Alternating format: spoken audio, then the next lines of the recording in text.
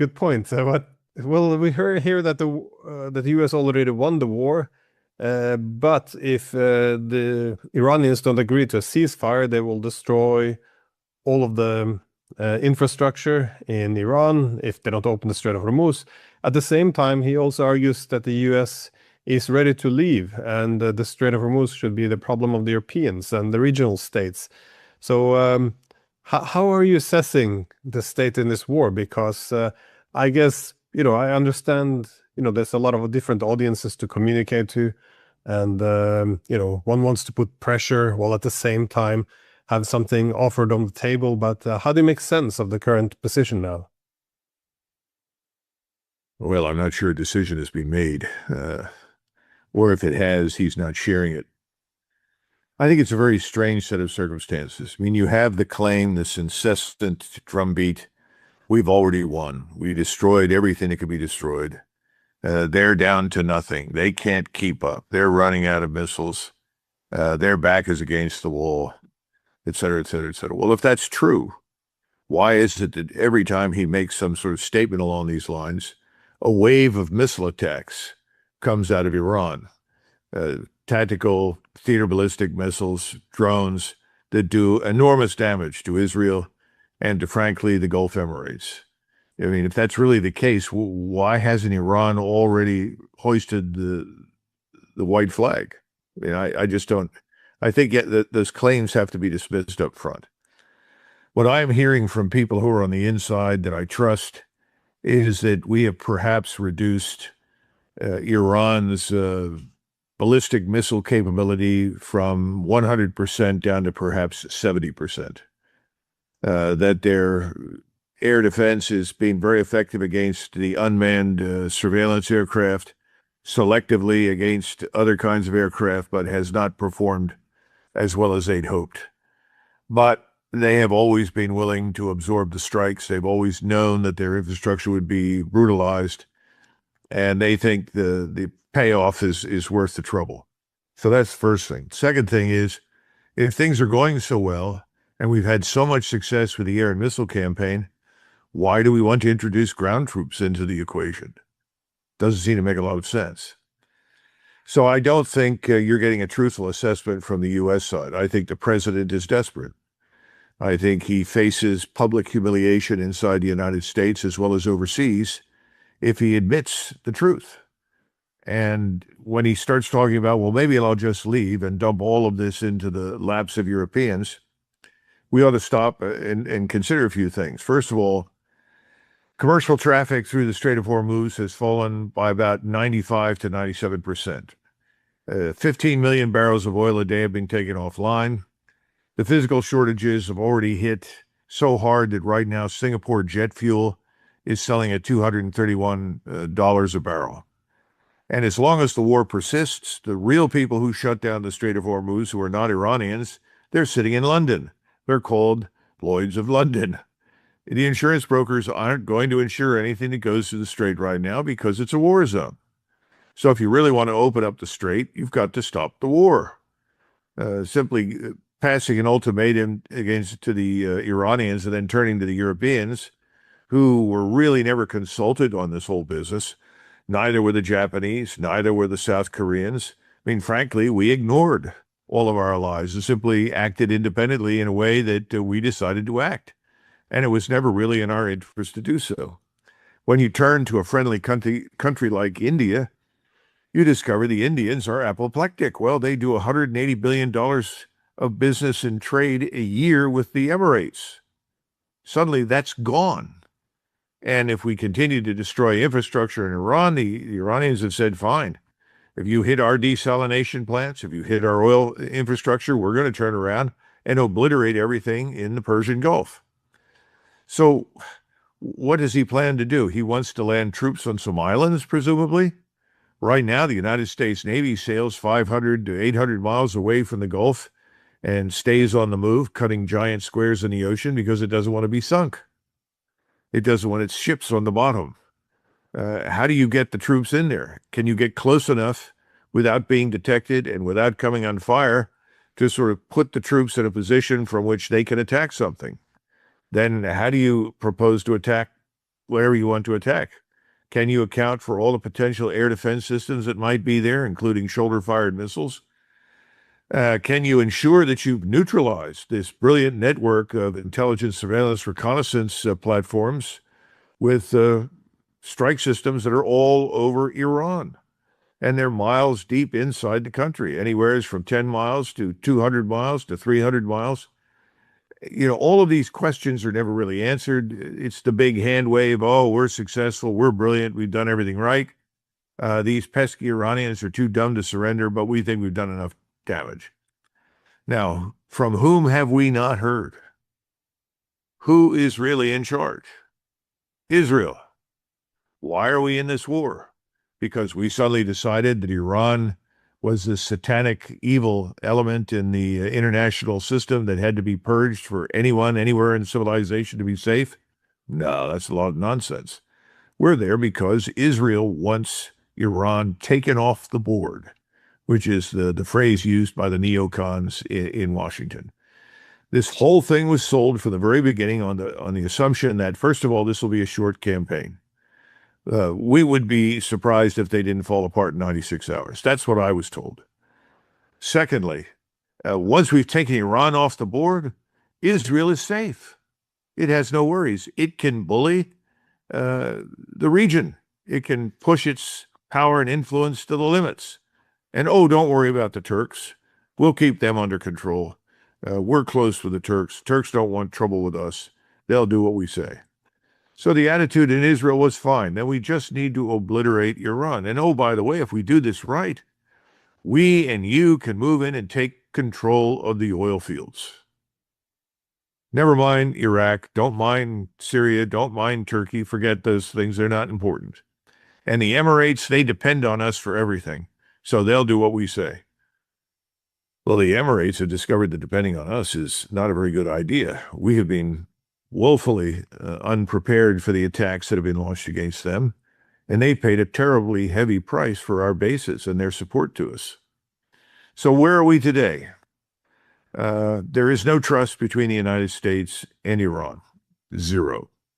The Chinese have offered to mediate through the Pakistanis. We have not really responded to that, but we have given no evidence that we'd be interested, because the worst thing that could happen to us in the minds of people in Washington is that the Chinese supplant our power and influence in the Gulf. And the Chinese are well on their way to doing that. So you're not going to take anything that's on offer from the Chinese. Well, what about the Russians? Well, we're still trying to harm Russia. We haven't given up. We're still doing everything in our power to sustain this fiction in Kiev called the Ukrainian government. We keep helping MI6 and other countries in Europe to put standoff attack weapons in there so that periodically they can wake up the international community to the realization, look at us. We have powerful drones that can reach just outside of St. Petersburg and destroy an important oil terminal for Russia. Well, that's about all they can do. And inside Russia, as you know, there is tremendous discontent right now with the way the war is being handled. Russians want an end to the war. They're sick and tired of the nonsense. So it'll be interesting to see what happens in 2 weeks when the ground dries out in eastern Ukraine. Will the Russians push ahead and finally put an end to this war, or will they sit there as they've sat for months and months and months now behind this defensive line? They take some casualties, certainly not on the scale as the Ukrainians, but nevertheless, it's a constant irritant. So all of these things seem to be coming together right now. And I think President Trump realizes he's got to make a decision. He said, can we do everything? Probably not.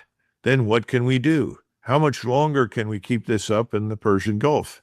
Everybody forgets we're visiting. We're not a resident. We're very dependent on other people's harbors, other people's air bases. How much longer can we do this? How many missiles can we produce in a particular day? 5, 7, 6, 8? How many can the Chinese produce? And how about the resupply from China? Where does that figure into all of this? We haven't even talked about the space-based intelligence that's been on loan to the Iranians. So he's got to answer this question. And I think tonight he recognizes he's got to go one way or the other. He's got to say, it's over, we've won, we're leaving, in which case Israel is in trouble because Israel hasn't won. And Israel must have us backing them unconditionally to win anything. So I don't think the Israelis will approve of that. And it's very hard for me to believe that the immensely powerful Zionist billionaires in the United States, who are really the foundation for the Israel lobby's influence and power, are prepared to throw Israel under the bus, as they say. So I find that hard to imagine. And perhaps President Trump will say, well, we're going to continue to support Israel. Well, that's like saying, I have all these dead cats, but I'm going to continue feeding them as long as possible, because that's what Israel looks like right now. It's in ruins. It's not getting any better. We don't know how many people have died, but certainly a lot more than the Israelis were prepared to accept. I think that's pretty obvious. So what do the Iranians want? Well, the Iranians want us out of the Persian Gulf. What have we done for decades? We've surrounded Iran, placing bases wherever we could from which we could threaten Iran. The Iranians have said, no thanks, not anymore. The Sykes-Picot states that were created at Versailles in the aftermath of World War I, gone. We don't accept that anymore. So what do they want besides us out of the Gulf? They want change in Israel. They're not going to accept a peace with the Israelis or us as long as we continue to back Israel's campaign of mass murder and destruction in Gaza and on the West Bank. They're not going to come to peace terms with the Israelis as long as the Israelis are expanding into Lebanon and killing people there by the thousands, or expanding into Syria. So how do we deliver on Israel? Are we really in control? I don't think we are. Yeah, no, I spoke to an Iranian as well who made the point that if they go up the escalation ladder, they can do a lot of different things. Most of them I would have predicted, but one of them I thought was interesting. That is to reward Iraq for its assistance. They could also change the borders of the region, since you mentioned the Sykes-Picot.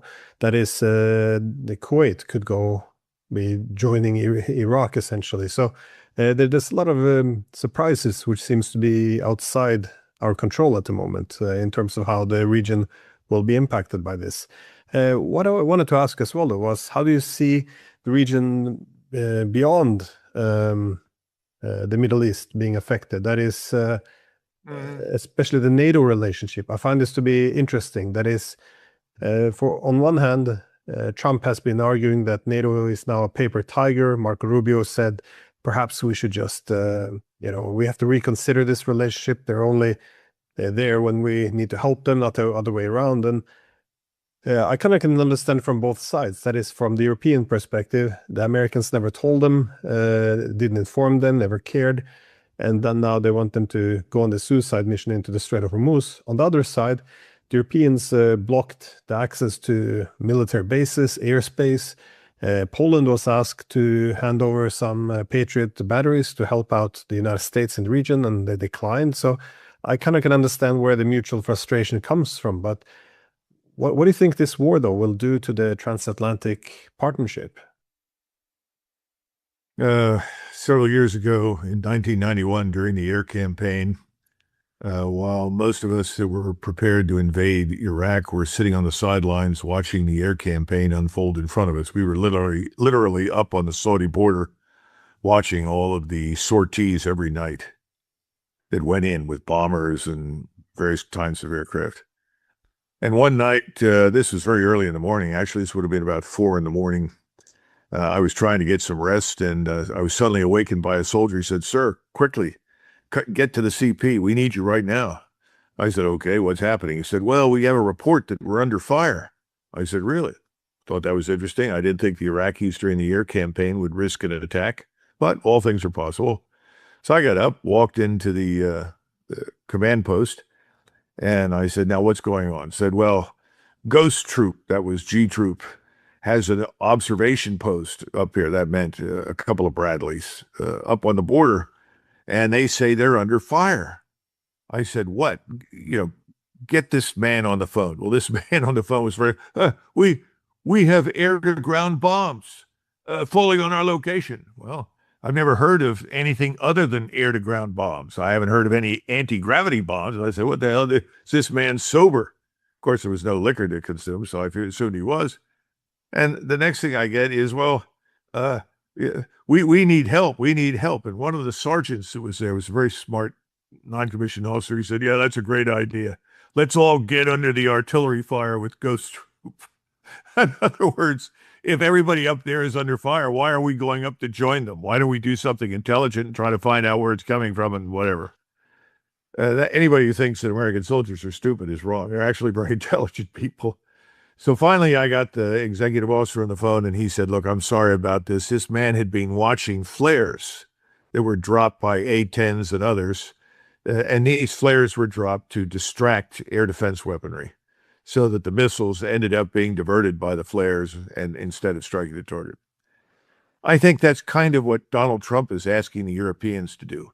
Hey, we did something immensely stupid. We're sending the United States into a recession, and most of the world is at risk of going into a depression, all because we went into the Persian Gulf for Israel. And we've set back, the world for God knows how long, 10 years before we recover, because food, fuel, feedstocks, fertilizer, the big ones right there, the 4Fs, are screwing us. We're screwed. Thank you so much. Yeah, let's all go down to the Persian Gulf and contribute to this catastrophe. And Trump said, well, if you're not going to help us, well, we don't need you. This goes back to the false assumption that the North Atlantic Treaty was designed for anything other than defense. And the defense was against the Soviet Union. Period. That's it. And ever since the Soviet state system collapsed, we've been trying to repurpose the famous statement, if NATO is not out of area, well, then it's out of business. We don't need it. And I told everybody in NATO, get smart, get out. You don't want to go to all of the hellholes that we have identified for invasion and occupation. But Europeans, well, we're afraid, and we really need the Americans here. It's vital to our security. Okay, fine. Here we sit. Now the Europeans are saying, this is a dumb idea. Don't really want to participate in this. And why aren't we talking to the Iranians? Because the Iranians have said, look, the Strait of Hormuz is closed to countries unfriendly to Iran. That's all. Which means, even though the numbers of tankers used to average 75 a day going through the strait, now it's 3 to 4. But that number can rise provided the tankers and their destinations are not to places unfriendly to Iran. So many people are saying, well, let's talk to the Iranians. And the Americans are saying, that is unacceptable. You can't talk to those people. If you do that, you're going back to Munich. You're negotiating with Hitler. Here you go again. So we're in a bit of a pickle. And I think the Iranians hold the strategic initiative. They are not at the end of their rope. I think he's got to make a decision. Do I bail on this? It's a stinker. I made a mistake. Find a way to get out and blame it on other people, which is the standard Trump approach. Or do I say, no, I'm going to obliterate you. You refuse to negotiate with me, the great marketer, the great salesman, then I'm going to wage a war-winning air and missile attack, and I'm going to bring in ground troops, and I'm going to cut you off from the Gulf and force the Gulf open. And I think the Iranians are sitting there saying, okay, go ahead. Because if you're going to put ground troops anywhere in that area, you have to neutralize all the strike weapons, neutralize the intelligence, surveillance, reconnaissance network, stop all potential air defense, including shoulder-fired missiles. Because if you can't do that, first of all, they may never reach the destination. They may be shot out of the sky before they get there because they're going to have to fly in. I don't see a massive amphibious assault working. That means that they have to get there without already being identified in Kuwait or Bahrain or the UAE. And don't see that happening.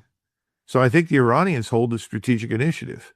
And we stand an excellent chance of ending up like a giant 14 or 15 or 16 or 18-wheel truck headed down the side of a mountain for a concrete wall.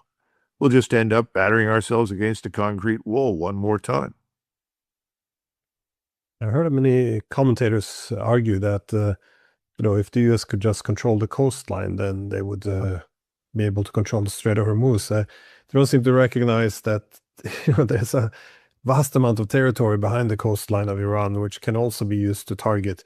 But either way, the coastline would be, it's a vast area, so it doesn't really make much sense, especially if one hasn't planned for this in advance. But well, what about Bandar Abbas? That's a city of 580,000. They also have a uranium mine that's not far from the city where they harvest yellow cake. They also have a desalination plant there. The desalination plant could be destroyed. That would harm the people that live in Bandar Abbas, but I think they have some backup plans for that. But the bottom line is, what are we going to do about that? The islands all sit in proximity to Bandar Abbas. If you can't control Bandar Abbas, what makes you think you can control these little islands? In other words, it's a damned if you do and damned if you don't. And the Iranians may take the position, let them all land, and then we just erase the islands. And see, this has been a problem that we've been dealing with in all of our war planning for years. You have the Marine Corps and the Navy that want to repeat World War II. They talk about island chains. Well, unless the island is about the size of Borneo, the island is going to be annihilated from the air. Top attack, ballistic missiles, cruise missiles, drones, they'll all land on top of you and kill everybody on top of the island. And we've attached so much significance to little islands without understanding they no longer hold the strategic value that they did 80 plus years ago. They're just an invitation to lose people. And that's the other issue. Assuming you get on there and you can survive for any length of time, how do you feed yourself? How do you evacuate wounded? And then ultimately, how do you get out when it becomes clear this is a dumb idea? At least the British in the Dardanelles were able to pull vast numbers of ships into the Dardanelles and systematically evacuate the 500,000 troops that were there. That's not so easy in the Persian Gulf. You know, if you stand above Karg Island and look down, you're on top of an escarpment. All of the terrain is very high and it's very, very steep. So what are you going to do on those islands? The other thing is the notion that all of the oil will cease to move at that point is false. The Iranians have other means of exporting oil. Now, they're making a lot of money right now. That's obvious. They're charging toll. But again, you listen to the Chinese, the Russians, the Indians, and others. They're very intelligently saying, look, we need to end this. We'll get together. We'll have a commission. Maybe we sign a treaty that guarantees access to the Strait of Hormuz. We did that after World War I for the Dardanelles. We have a treaty. The Turks control the strait, but it's all carefully measured. It's all carefully managed. The Turks do not arbitrarily say you can come and you can't. They haven't done business that way. That can be organized as well. But the key thing is we can't be in the Gulf. Our time there is now over. And if we can't be in the Gulf, I don't know where else we're going to be. Well, this could have fit within Trump's wider plan. If the goal was really to pull out of Europe and the Middle East, then, well, this is really the time. He can clearly argue that the Europeans weren't reliable, that the Middle East should look after their own problem and then focus on the Western Hemisphere and East Asia, if this is the main objective. But a key problem, though, is Israel here, because the US and Israel do appear to be joined by the hip. And Israel, of course, has been pushing hard for this war for several decades now.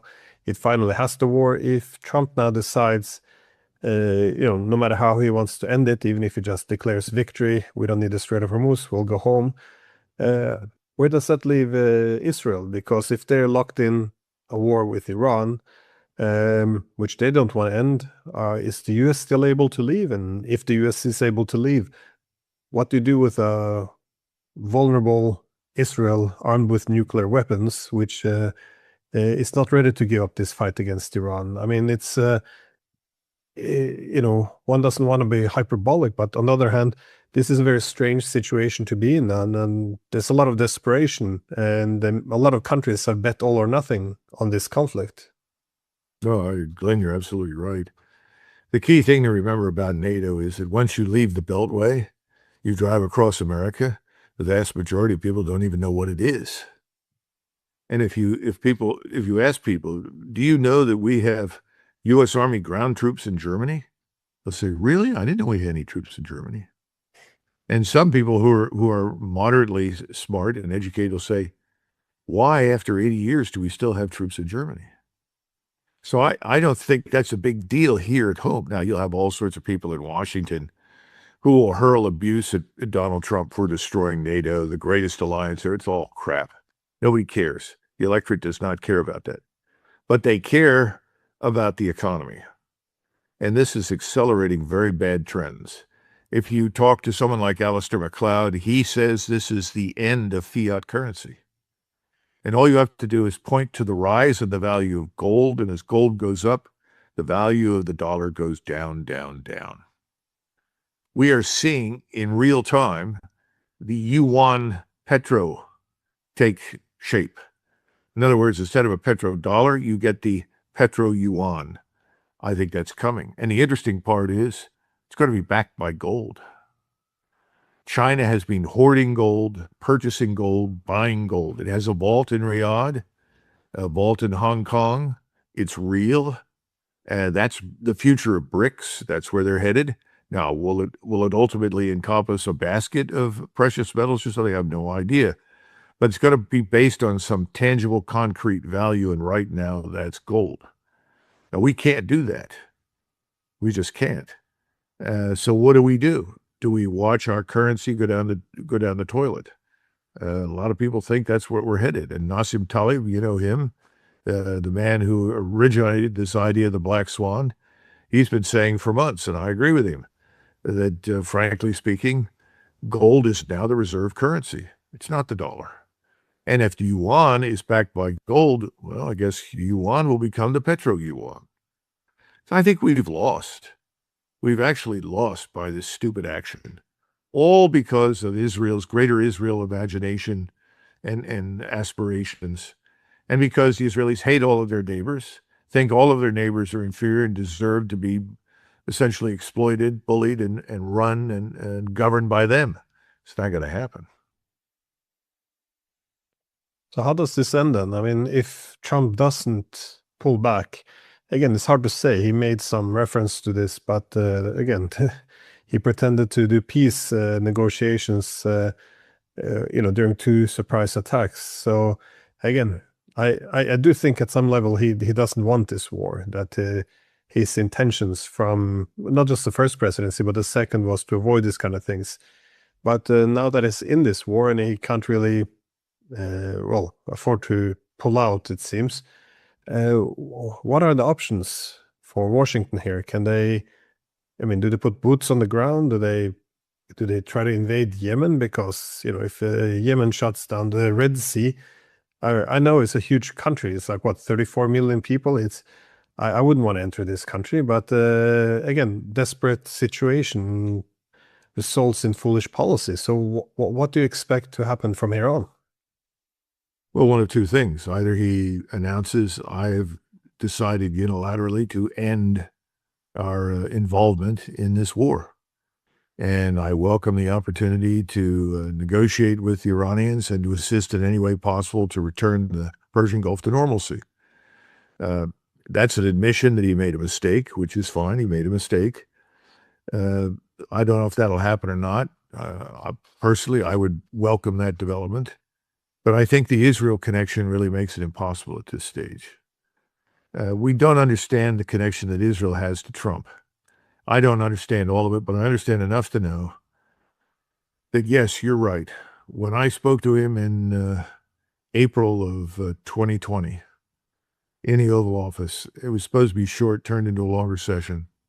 And I was enormously impressed with the things that he had to say. And one of the things that was very clear to me is he didn't want a war with Iran. In fact, he was looking for some sort of negotiated agreement.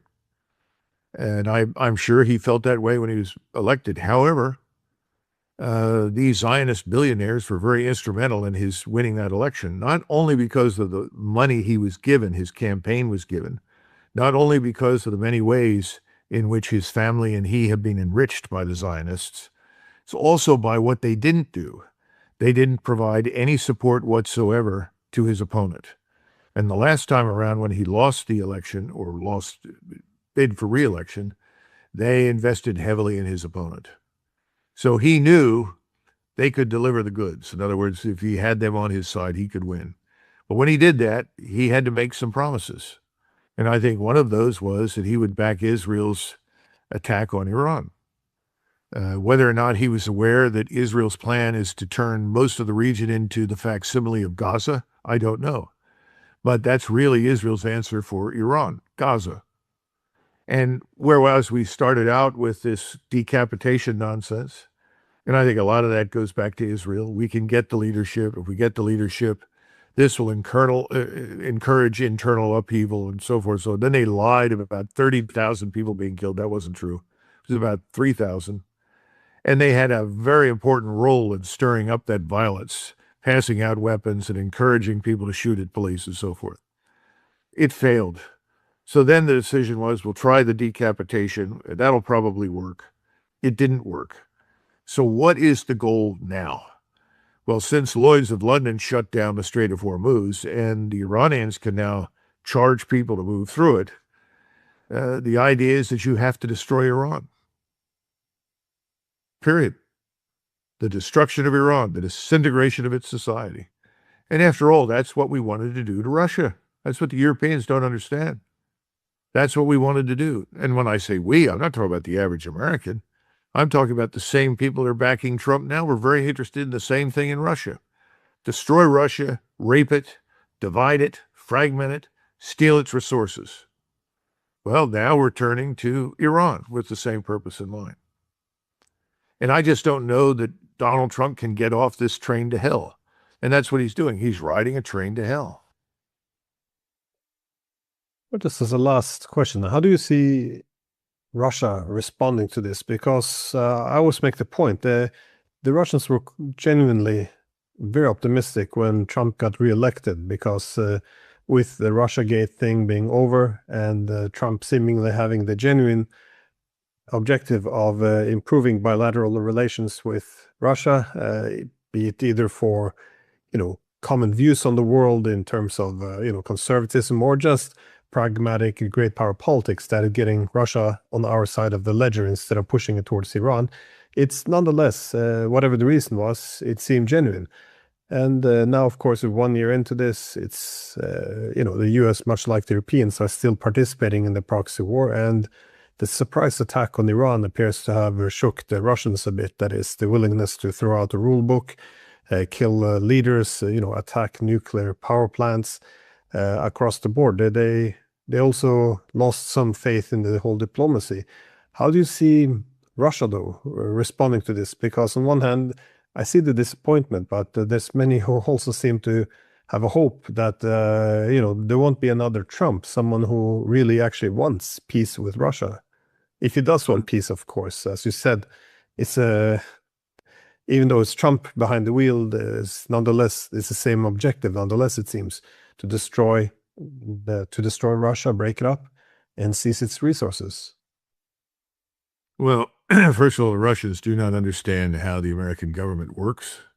Very few people beyond the borders of the United States do.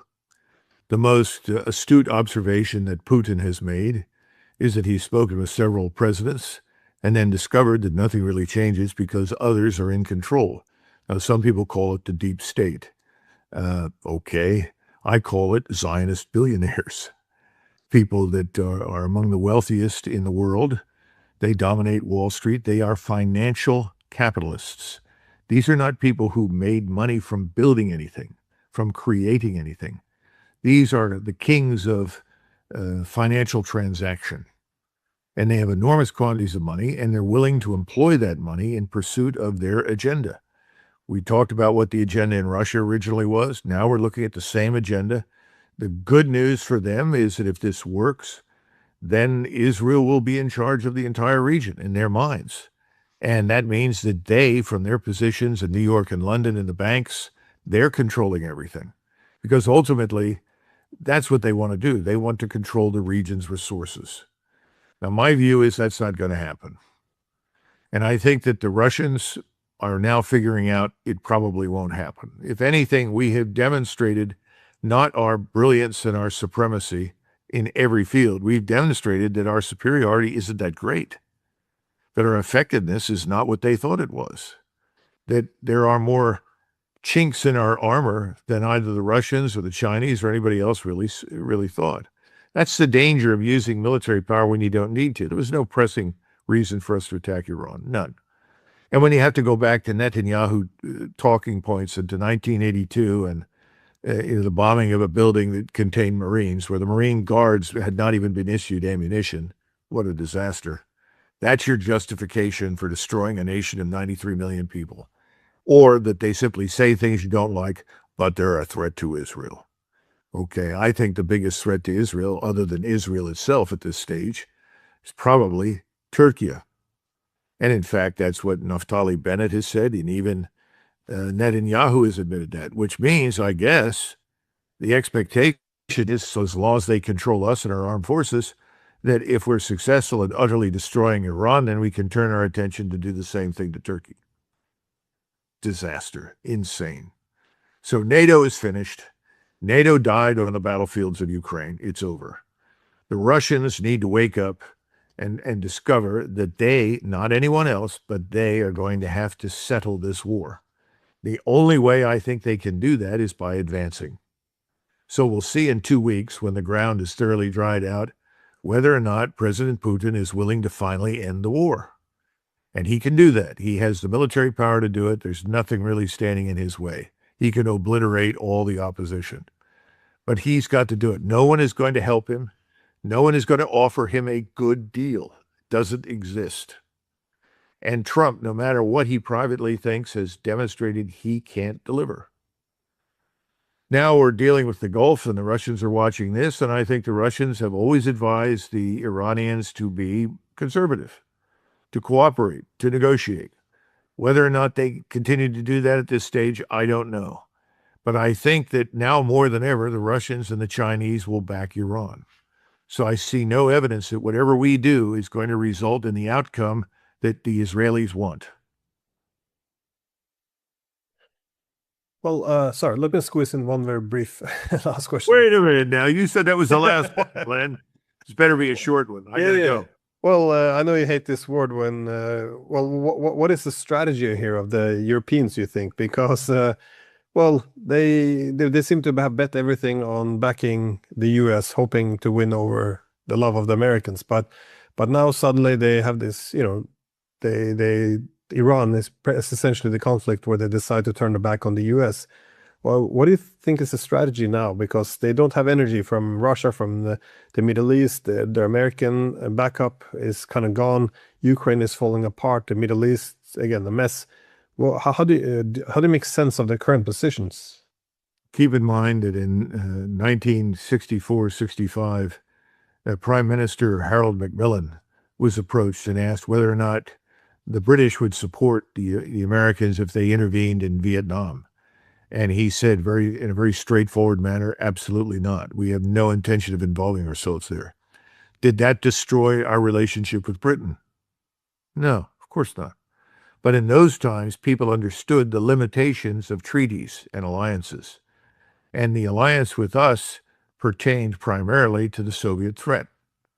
So I think you're still going to have bilateral relations between us and the Europeans, regardless of what happens.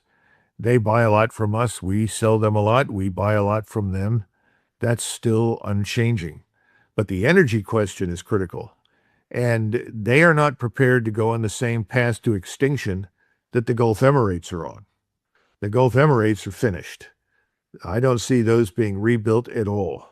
We are not coming back. That was very clear from Trump when he said, well, we'll just leave, and that's it. We've done as much as we can, or we'll do whatever we can to obliterate Iran, after which we will leave too. All right? So the Gulf Emirates have bet on the wrong horse, and they have cultivated hostility for their big neighbor. They're paying a terrible price for it. The Germans, the Poles, the French, the British have done the same stupid thing towards Russia. They have cultivated an enemy in the big neighbor to the east.